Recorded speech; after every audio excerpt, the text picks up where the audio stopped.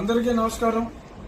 ఈ నెల 4వ తారీఖు కౌంటింగ్ కేంద్రాల దగ్గర చీఫ్ కౌంటింగ్ ఏజెంట్స్ తప్ప మన పార్టీ కార్యకర్తలు ఎవరూ కూడా ఆ సమీప ప్రాంతాలకి రావద్దు అని చెప్పి మిమ్మల్ని అందరినీ కోరుకుంటున్నాను.